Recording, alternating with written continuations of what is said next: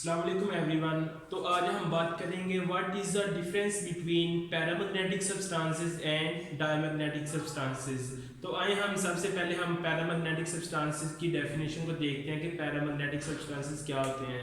तो paramagnetic substances की definition है those substances which attracts toward magnetic field is called as paramagnetic substances। तो इसकी डेफिनेशन का मतलब है कि कोई भी ऐसी सब्सटेंसेस जो मैग्नेटिक फील्ड की तरफ अट्रैक्शन शो करती है, अट्रैक्ट होती है, तो इसे हम बोलते हैं पैरामैग्नेटिक सब्सटेंसेस। तो उसके बाद है डायमैग्नेटिक सब्सटेंसेस। तो इसकी डेफिनेशन है those substances which do not attract toward magnetic field is called diamagnetic substances। तो डायमैग्नेटिक सब्सटेंसेस ऐसी सब्सटेंसेस होती हैं जो मैग्नेटिक फील्ड की तरफ अट्रैक्शन शो नहीं करती, तो उसे हम बोलते हैं डायमैग्नेटिक सब्सटेंसेस। तो इनकी जो पैरामैग्नेटिक सब्सटेंसेस हैं वो मैग्नेटिक फील्ड की तरफ अट्रैक्शन क्यों शो करते हैं, तो इसकी रीज़न हमारे पास ये है कि paramagnetic substances it has free electrons which are usually unpaired.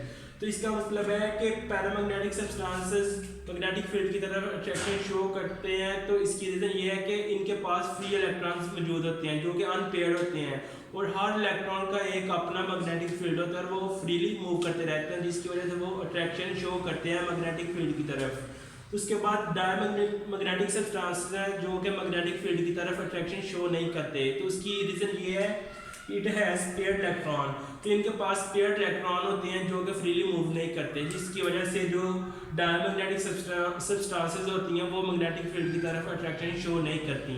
तो उसके बाद हम पैरामैग्नेटिक सब्सटेंसेस की टाइप्स को देखते हैं।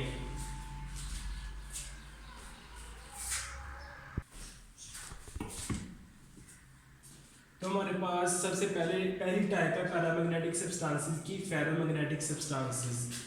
तो इसकी डेफिनेशन है when a magnetic field is applied on a substances and magnet remain present in substance after moving magnetic field is called ferromagnetic substances. तो इस डेफिनेशन का मतलब है कि जब हम मैग्नेटिक फील्ड को एक किसी भी सब्सटेंसेस के ऊपर, फेरोमैग्नेटिक सब्सटेंसेस के ऊपर हम अप्लाई करते हैं, तो जब हम मैग्नेटिक फील्ड को अप्लाई करने के बाद रिमूव कर लेते हैं after removing of magnetic field from substances, तो magnet is present remain present in substances is called ferromagnetic substances. तो इसका मतलब है कि जब भी हम किसी मैग्नेटिक फील्ड को किसी भी सब्सटेंसेस के ऊपर अप्लाई करते हैं और उसको रिमूव करवा लेते हैं, जब हम मैग्नेटिक फील्ड को रिमूव कर लेते हैं तो उसके बाद मैग्नेट प्रेजेंट रहता है सब्सटेंसेस के अंदर, तो उसे हम बोलते हैं फेरोमैग्नेटिक सब्सटेंसेस। तो उसकी हमारे पास एग्जांपल है आयरन है, कोबाल्ट और निकल है। तो इसके बाद इसकी नंबर 2 टाइप है एंटी फेरोमैग्नेटिक सब्सटेंसेस।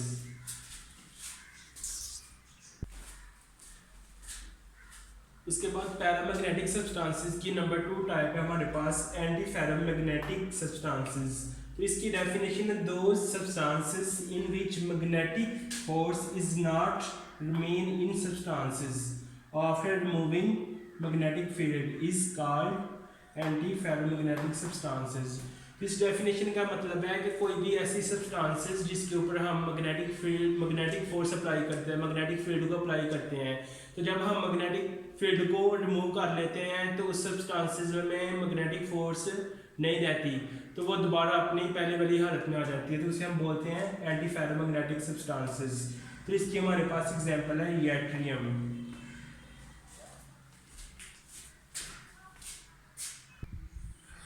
अगर आपको वीडियो अच्छी लगी है तो please like and comment and subscribe my YouTube channel. Thank you.